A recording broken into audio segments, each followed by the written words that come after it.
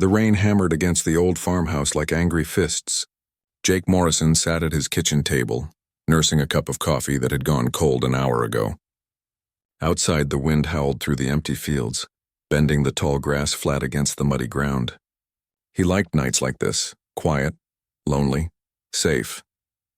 Jake was 42 years old with rough hands and tired eyes. He fixed farming equipment for the colonists who lived nearby. It was simple work, and he preferred it that way.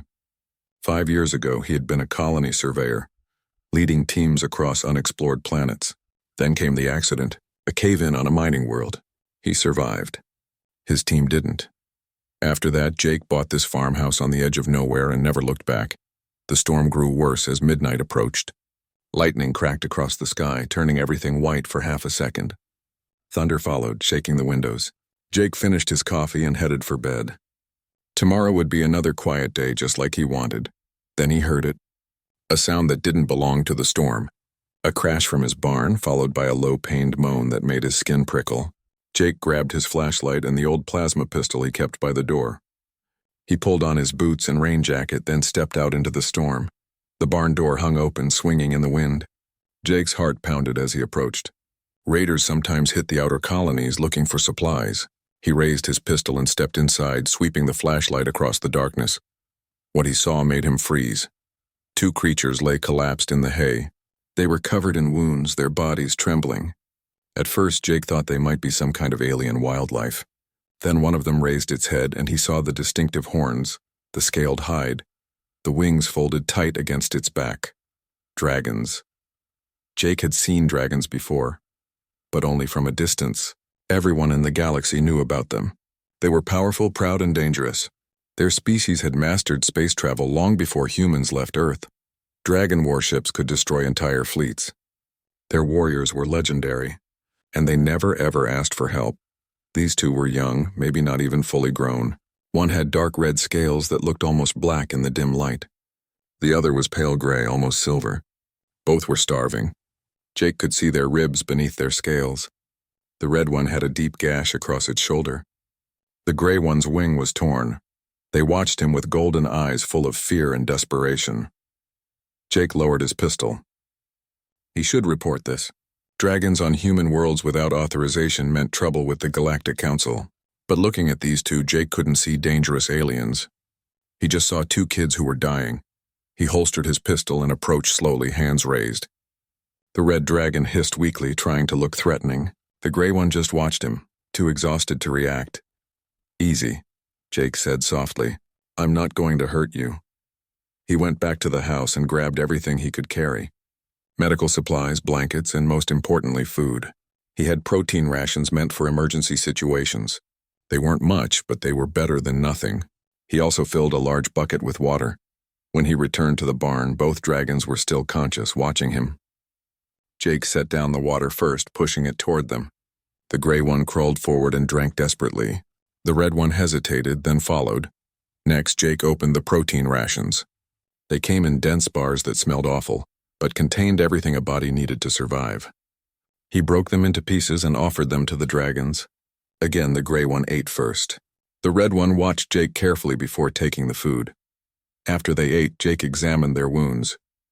The gash on the red dragon's shoulder was deep but clean. He applied antiseptic gel and wrapped it with bandages. The gray dragon's wing would need time to heal, but Jake splinted it as best he could. Both dragons were too weak to resist, though the red one grumbled the whole time. "You're going to be okay," Jake told them, though he wasn't sure they understood human speech. He spread blankets over them and sat down nearby, keeping watch. The storm raged on outside, but inside the barn it was almost peaceful. Eventually, both dragons fell asleep. Jake stayed awake, wondering what he had gotten himself into. Over the next few days, Jake continued to care for them in secret. He brought them food and water 3 times a day. He changed their bandages and made sure they stayed warm. Slowly, they grew stronger. On the 3rd day, the gray dragon spoke to him. Its voice was soft and raspy, but the words were clear. "Thank you." Jake nearly dropped the food he was carrying. "You can speak?" "Yes," the dragon replied. "I am Ash. My sister is Ember." Ember, the red dragon, snorted but didn't open her eyes.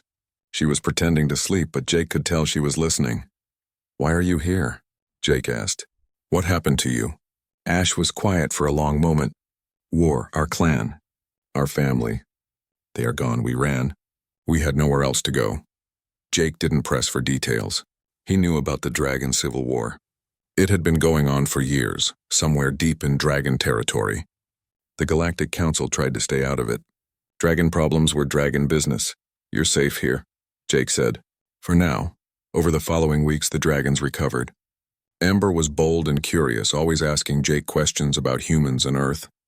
She wanted to know everything. Why did humans build with metal instead of stone? Why did they eat cooked food? Why did they live alone instead of in clans? Ash was quieter, more thoughtful. He watched Jake carefully, learning his routines and habits. Sometimes Jake would catch Ash staring at him with those golden eyes, and he wondered what the dragon was thinking. Jake learned about them too. Dragons weren't just powerful warriors. They were artists, philosophers, and storytellers. They valued honor above everything else.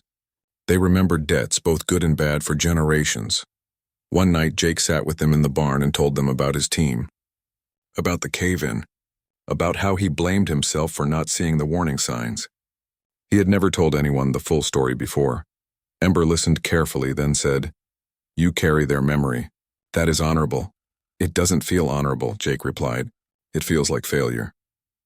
"Survival is not failure," Ash said quietly. "You lived so their story could be told." Jake had never thought about it that way. The weight in his chest felt a little lighter after that. 2 months passed. Ember and Ash were fully healed now. They could fly again, though they stayed close to the barn. Jake knew they couldn't stay forever. Eventually, someone would notice. Eventually, they would be found. The decision came on a clear, cold night. Jake was closing up the barn when Ember approached him. She was almost twice his size now, her scales gleaming in the moonlight. "We must leave," she said. "If we stay, we put you in danger." Jake had known this was coming, but it still hurt. "Where will you go?" "We will find others like us," Ash said, stepping up beside his sister. "Others who survived. We will rebuild. Will you be safe?" Jake asked. Ember's eyes softened. "Because of you, we have a chance. You gave us time to heal. You gave us hope. We will never forget this. Dragon memory is long," Ash added. "We owe you a debt of honor. One day we will repay it." Jake shook his head. "You don't owe me anything. I just did what anyone should do." "That is why the debt is real," Ember said. They left that night, 2 dark shapes rising into the starlit sky. Jake watched them disappear into the distance, feeling more alone than he had in years. He returned to his quiet life, fixing machines and keeping to himself.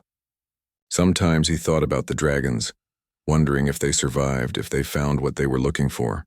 But mostly he tried not to think about them at all. It was easier that way. 5 years passed and Jake Morrison never saw the dragons again. He assumed that was the end of the story. He had helped 2 refugees in need, and they had moved on with their lives. That was enough. He had no idea how wrong he was. 5 years changed things in small ways. Jake's hair had more gray in it now. The lines around his eyes had deepened. His hands were just as rough, maybe rougher. The farmhouse needed repairs he kept putting off. The barn where he once sheltered 2 dragons now just stored broken equipment and old tools. Life continued in its quiet rhythm. Jake fixed farming machines for the colonists. He drank his coffee in the mornings and watched the sunset in the evenings. He rarely thought about Ember and Ash anymore. When he did, it was brief. A flash of memory on a cold night, a wondering if they made it. Then he would push the thoughts away and focus on something else. The galaxy kept turning. Humanity spread to more worlds, building colonies on planets that had once seemed too far away. New trade routes opened. New technologies emerged. And somewhere out there beyond human space, the Dragon Civil War finally ended. Jake heard about it on the news. The reporter said something about a new dragon government and peace treaties, but he didn't pay much attention. Dragon business was dragon business. On a Tuesday afternoon in late autumn, Jake was in his garage working on a broken harvester. The machine belonged to a farmer named Pete Collins who grew grain on the eastern fields. The harvester's power core had burned out, and Jake was installing a replacement. His hands were covered in grease, and he was humming an old Earth song he barely remembered the words to. Then he heard the sound. It started as a low rumble, like distant thunder. But the sky was clear. Jake wiped his hands on a rag and stepped outside. Other colonists were coming out of their houses too, looking up. The rumble grew louder, deeper, vibrating in his chest. Ships were entering orbit, not human ships. These were different, larger, sleeker. Their hulls shimmered with colors that seemed to shift in the sunlight. Jake recognized them immediately. Dragon warships. He counted 6 of them moving in perfect formation. They held position above the planet, not descending but not leaving either, just watching, waiting. The local news channels exploded with speculation. Reporters talked over each other, trying to explain what was happening. Dragon ships rarely visited human worlds. When they did, it was usually for formal diplomatic business. But there had been no announcement, no warning. The colonial authority had no idea why they were here. Jake felt a cold knot form in his stomach. He tried to ignore it. This had nothing to do with him. It was probably just routine business, maybe a fuel stop or a navigation check. Dragons had every right to pass through human space, but the knot in his stomach didn't go away. That evening, Jake tried to focus on dinner. He heated a simple meal and ate without tasting it. The television in the corner played news coverage of the dragon ships. Analysts debated what it meant. Politicians called for calm. The colonial governor released a statement saying everything was under control. Jake turned off the television and sat in silence. The house felt too quiet. He found himself looking out the window at the darkening sky, searching for shapes that weren't there. Around 9 o'clock, he heard a vehicle approaching. That was odd. Nobody visited him at night. Jake went to the window and saw a sleek black transport landing in his yard. It wasn't a human vehicle. The design was too elegant, too organic. It was dragon-made. The knot in Jake's stomach pulled tight. He walked to his front door and opened it before anyone could knock. 3 figures stood on his porch, and Jake had to tilt his head back to look at them properly. They were dragons in their humanoid forms, towering over him by at least 2 feet. They wore armor that gleamed like polished obsidian, with symbols etched into the metal that Jake didn't recognize. Their eyes glowed faintly in the darkness. The one in front had scars across his face and neck. He looked like he had seen 100 battles and won them all. When he spoke, his voice was deep and formal. "Jake Morrison." "That's me," Jake said, trying to keep his voice steady. "I am Talon, commander of the Royal Dragon Guard. By decree of the Dragon Empress, you are summoned to the Dragon homeworld." Jake blinked. "I'm what?" "You are summoned to appear before the Empress," Talon repeated. "You will come with us immediately." "Wait, hold on," Jake said. "I don't understand.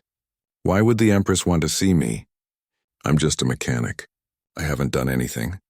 Talon's expression softened slightly just for a moment. "2 members of the royal family have specifically requested your presence. I believe you know them. Ember and Ash." The names hit Jake like a physical blow. His mind raced trying to make sense of it. Ember and Ash. The 2 starving refugees he had sheltered 5 years ago. They were alive. They were part of the royal family. And they wanted to see him. "I don't understand," Jake said again. "Royal family?" "They were refugees. They were running from a war." "Much has changed in 5 years, Talon said. "If you come with us, you will understand. But we must leave now. The Empress does not wait."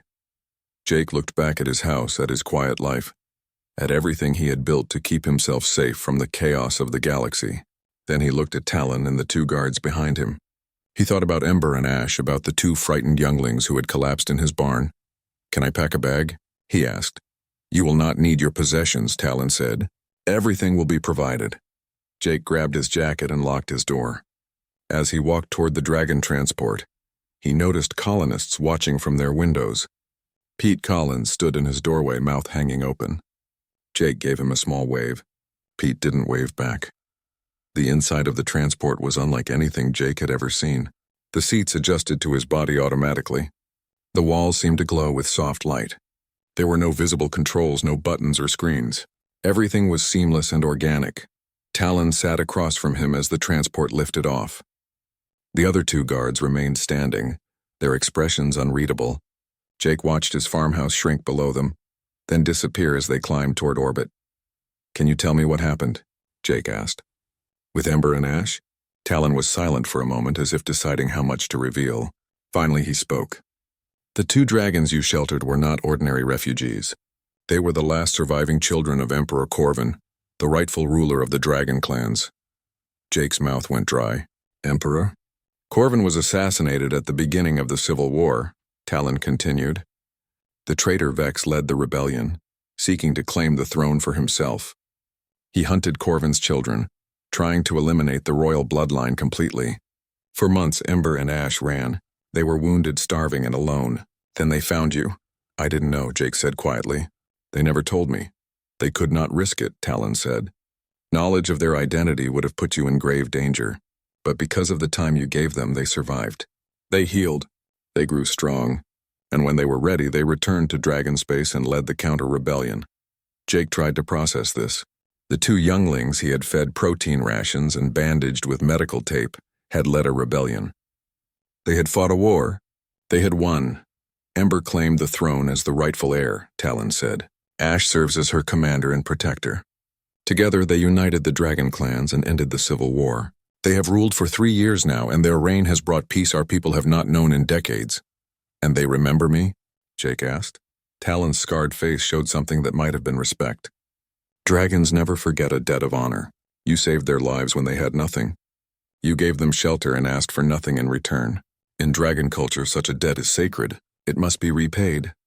The transport docked with one of the warships in orbit. Jake was led through corridors that seemed too beautiful to be military vessels. Everything was art. The walls, the floors, even the doorways were crafted with precision and care. They passed other dragons, all of whom stopped and stared at Jake with expressions ranging from curiosity to disapproval. He was brought to a private cabin and told to rest. The journey to the dragon homeworld would take 3 days. Jake sat on the bed, which was far too large for him, and tried to understand what was happening. Ember and Ash were alive. They were royalty, and they had sent the Royal Dragon Guard to bring him across the galaxy. The quiet life he had built was gone, at least for now. He thought about turning back, about asking to return to his farm. But he couldn't. He needed to see them. He needed to know they were okay.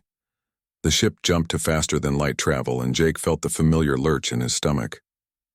Outside the window, the stars blurred into lines of light.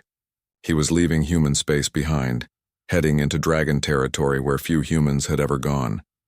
He didn't sleep that night. He just sat and watched the stars blur past, wondering what waited for him at the end of this journey, wondering if the two younglings he remembered would still recognize him, wondering if he would recognize them. 3 days felt like an eternity and an instant all at once. When the ship finally dropped out of faster-than-light travel, Jake pressed his face to the window and saw something that took his breath away. The dragon homeworld hung in space like a jewel. It was nothing like Earth or the colonies. This was something else entirely. Something ancient and powerful and beautiful beyond words. And somewhere down there, Ember and Ash were waiting for him. The shuttle descended through clouds that shimmered with colors Jake had no names for. Purple mixed with gold, green blended into silver. The air itself seemed alive with light. As they broke through the cloud layer, Jake pressed his face against the window and stared at the world below. The dragon homeworld defied everything Jake knew about planets. Crystal spires rose from the ground like frozen lightning, reaching thousands of feet into the sky. Mountains floated in the air, held aloft by forces Jake couldn't understand. Waterfalls flowed upward instead of down, and cities were built into the sides of active volcanoes, the buildings somehow existing in harmony with the flowing lava. "It's beautiful," Jake whispered. Talon, sitting across from him, nodded. "This is Drakkenheim, the eternal home of our people. No human has walked our soil in 50 years. You should feel honored." Jake did feel honored, but mostly he felt terrified. The shuttle flew over a city that must have held millions of dragons. The architecture was impossible. Buildings twisted and curved in ways that should have collapsed under their own weight. Gardens grew on walls and ceilings. Everything gleamed and pulsed with energy. They landed at what Talon called the Imperial Palace. It sat atop the largest floating mountain Jake had seen, surrounded by smaller peaks that orbited it like moons.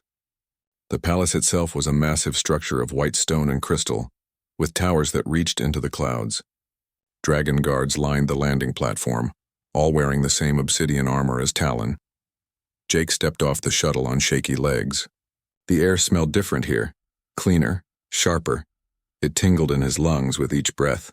He followed Talon through massive doors that opened without anyone touching them. Inside, the palace was even more magnificent. The floors were made of polished stone that reflected like mirrors. The ceilings were so high Jake couldn't see them clearly. Art covered every surface. Paintings, sculptures, tapestries that seemed to move on their own. They walked for what felt like hours. Dragons stopped to watch them pass. Some bowed to Talon. Others stared at Jake with expressions he couldn't read. He felt small and out of place, a mechanic from nowhere in a world of legends. Finally, they reached a set of golden doors guarded by 4 dragons in ceremonial armor. Talon stopped and turned to Jake. "Beyond these doors is the throne room," he said. "You will show respect to the Empress. You will bow when presented to her. You will speak only when spoken to. Do you understand?" Jake nodded, his throat too dry to speak. "One more thing," Talon said, and his scarred face softened again. "They have missed you. Both of them. That is not a commander speaking. That is simply the truth." The golden doors swung open. The throne room was vast. The ceiling disappeared into darkness high above. Pillars of crystal lined the walls, each one glowing with internal light. At the far end of the room, on a raised platform, sat a throne made of black stone and silver metal. And on that throne sat a dragon that made Jake's breath catch. She was magnificent. Her scales were deep red, almost black in some lights, brilliant crimson in others. She wore robes of gold and silver that flowed like water. A crown of twisted metal and jewels sat upon her head. Her wings were folded behind her, but Jake could see they spanned at least 30 feet. Her golden eyes locked onto him the moment he entered, and Jake felt the weight of that gaze down to his bones. This was Ember, the starving youngling he had fed protein rations, the frightened refugee who had asked him endless questions about humans. She was a queen now, an empress, powerful beyond measure. Standing beside the throne was another dragon, slightly smaller but no less impressive. His scales were silver gray like polished metal. He wore armor instead of robes, with a sword strapped to his back. His eyes were sharp and watchful. This was Ash, the quiet one, the careful one.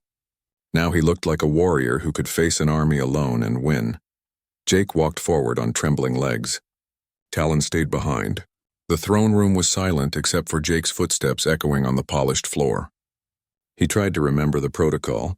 Bow when presented. Speak only when spoken to. Don't embarrass himself or humanity. He reached the base of the platform and stopped. For a moment he just stood there, looking up at the 2 dragons who had once collapsed in his barn. They looked down at him, and Jake couldn't tell what they were thinking. Then Ember stood. She stepped down from her throne, moving with fluid grace. She walked down the platform stairs, her robes trailing behind her. Ash followed, one hand on his sword hilt. They approached Jake, and he remembered he was supposed to bow. He started to bend forward. "Don't," Ember said softly. Jake froze, half bent. Ember closed the distance between them until she stood directly in front of him. Up close, she was even more impressive. She could have killed him with one claw. Instead, she knelt down, bringing her massive head level with his. Her golden eyes were exactly the same as he remembered.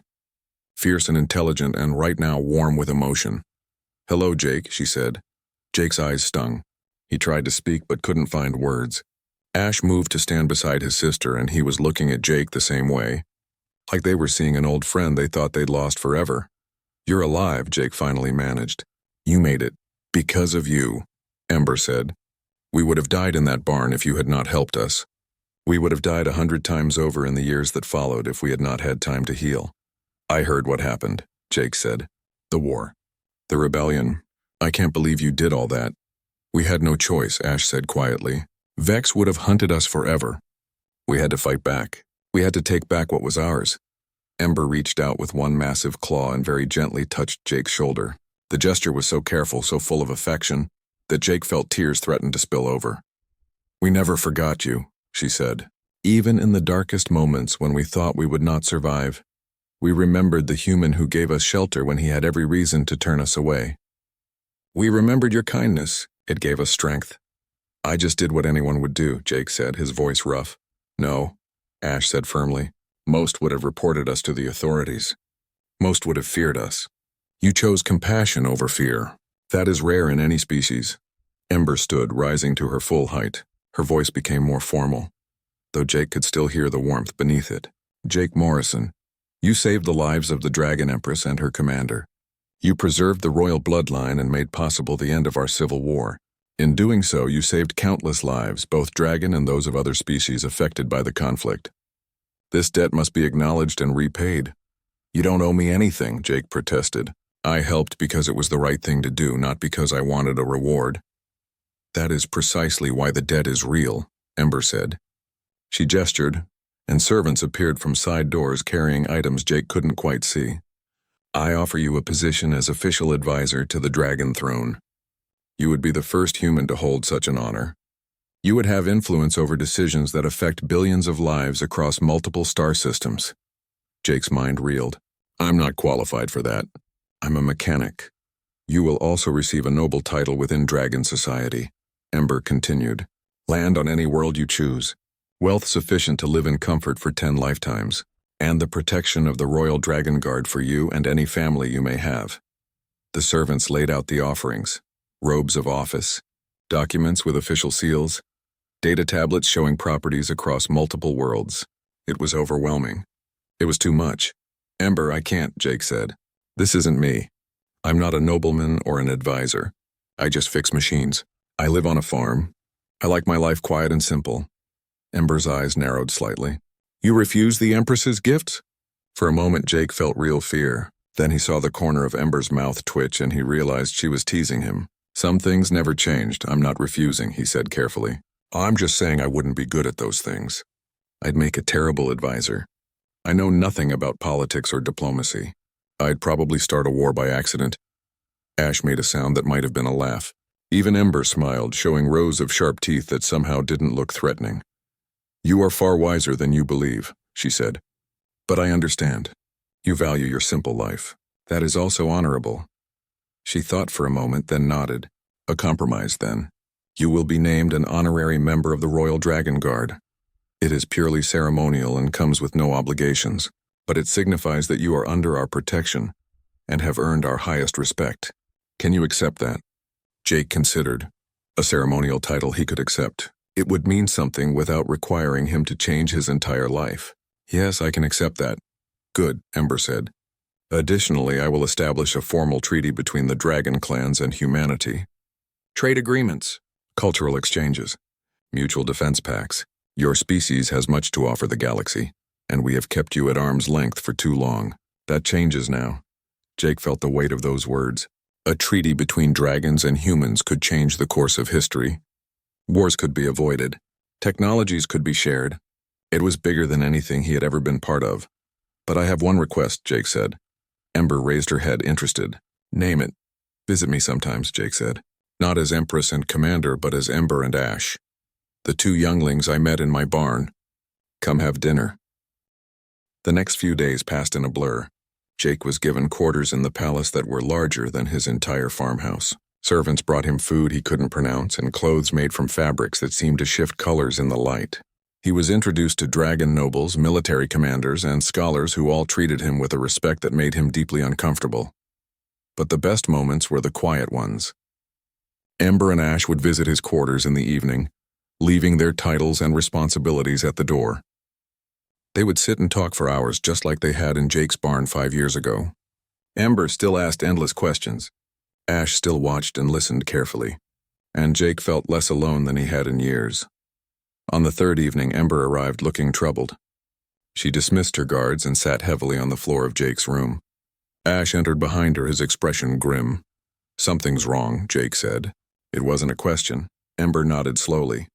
Not all of my people are happy with the changes I am making. The treaty with humanity is controversial, and honoring you publicly is seen by some as weakness.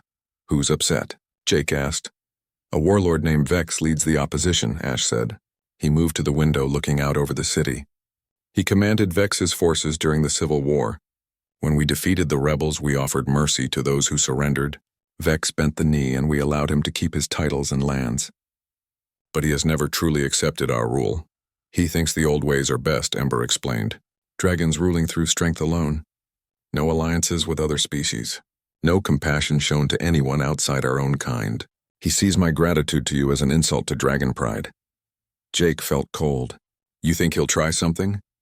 We know he will, Ash said flatly. The ceremony to honor you is scheduled for tomorrow.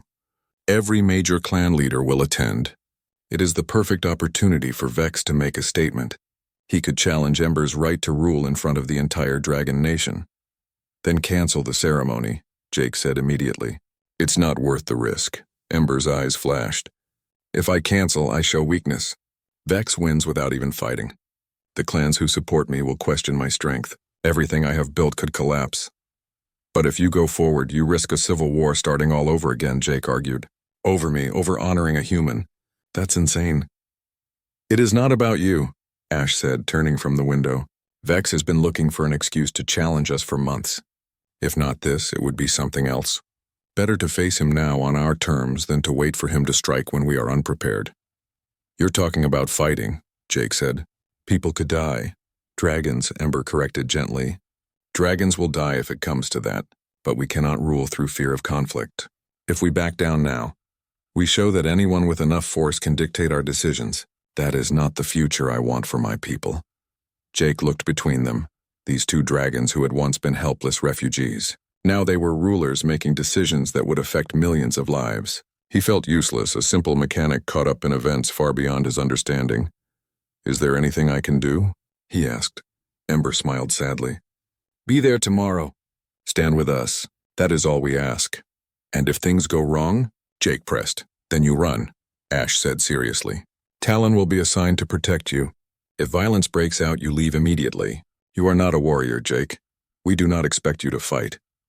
But Jake remembered standing in his barn watching two wounded younglings eat protein rations. He remembered thinking that if someone came for them, he would stand between them and danger. That feeling hadn't changed even if the younglings were now rulers of an empire.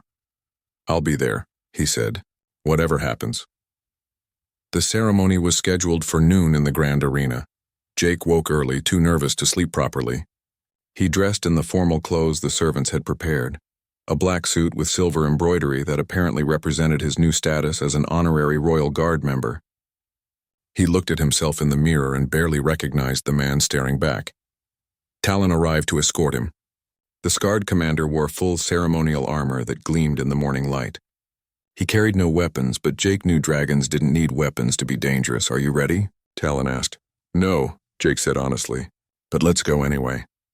The walk to the arena took them through the palace and out into the city. Dragons lined the streets watching. Some looked curious. Others looked hostile. Jake kept his eyes forward and tried to project confidence he didn't feel. The grand arena was enormous.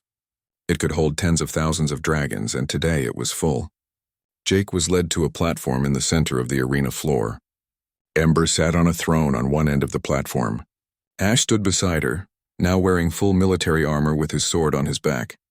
Other dragon nobles filled the stands. Clan leaders, military commanders, scholars, and representatives from every corner of dragon society.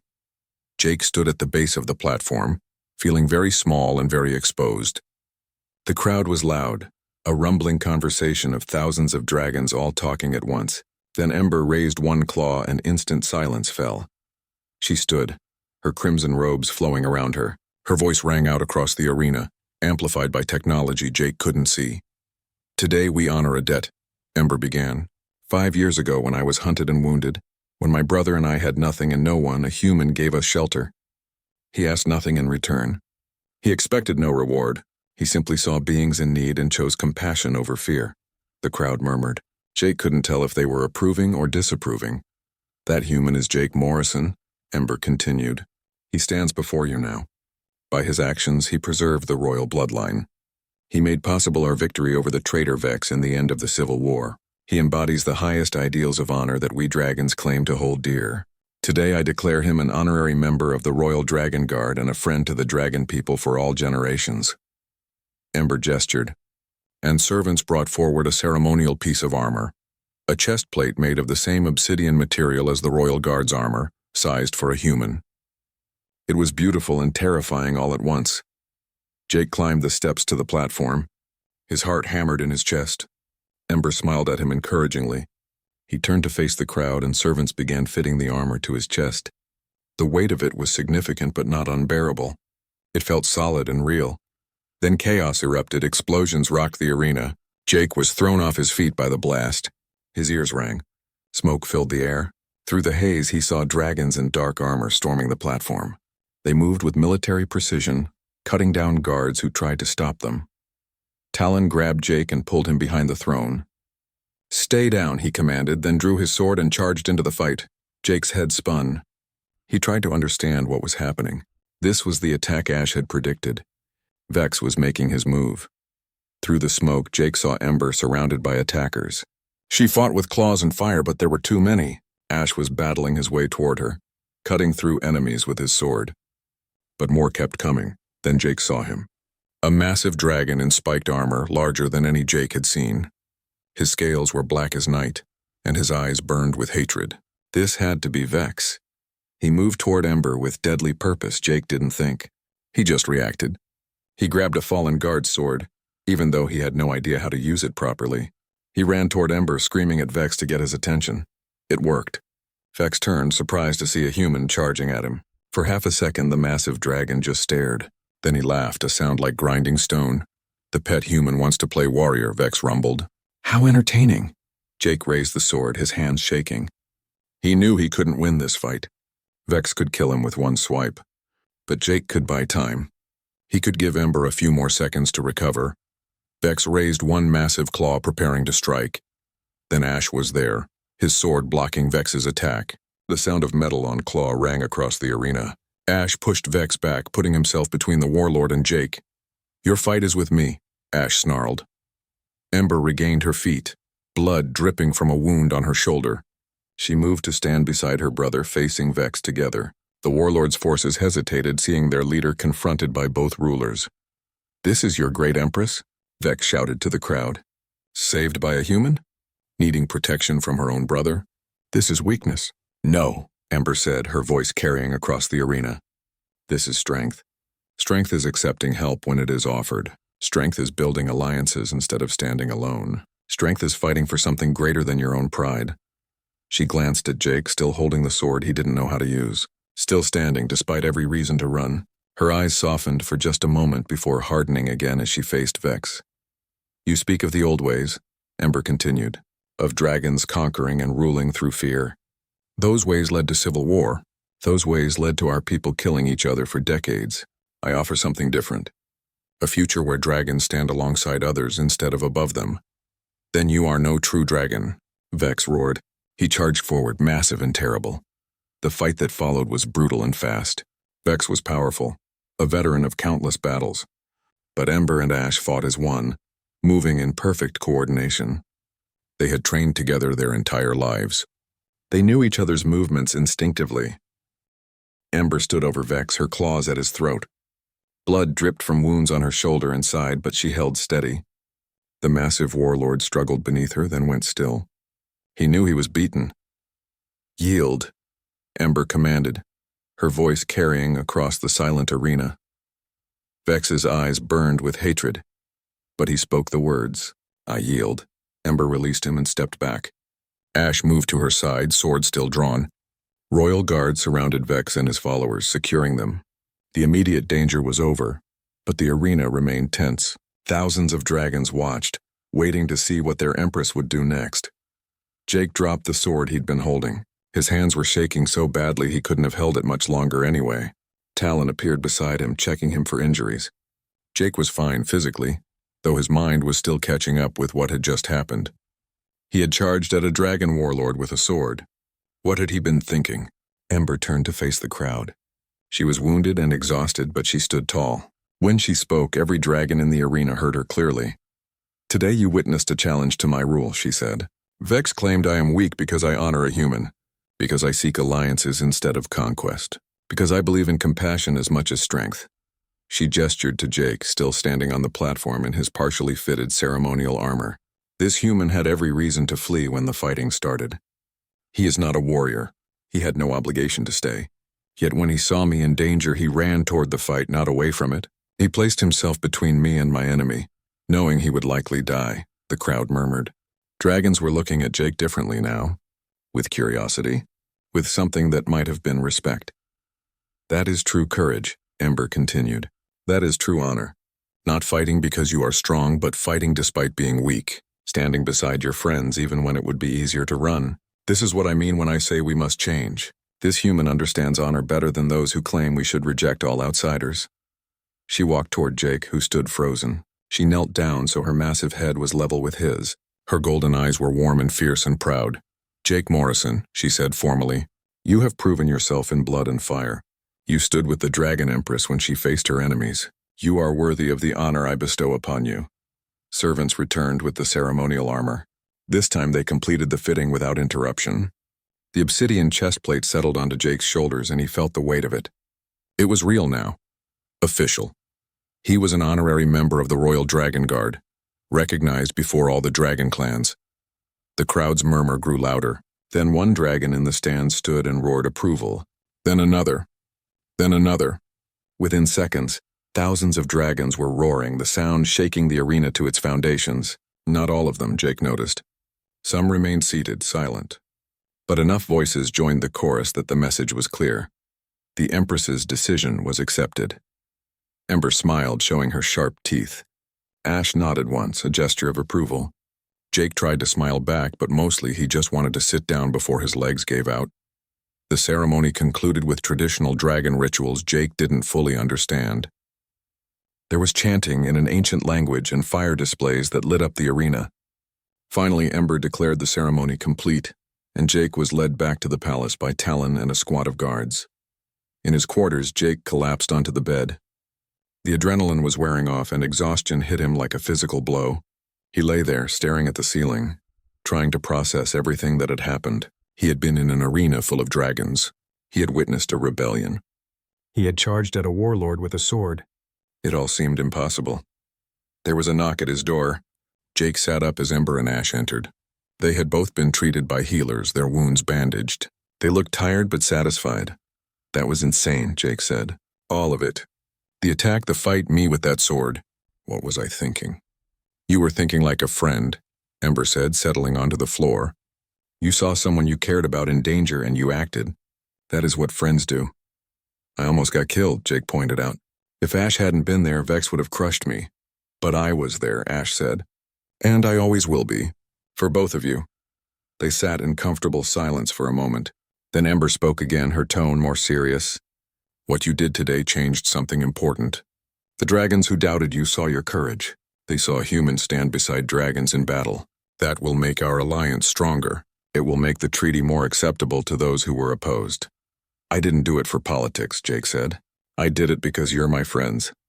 "We know," Ember said softly. "That is why it mattered."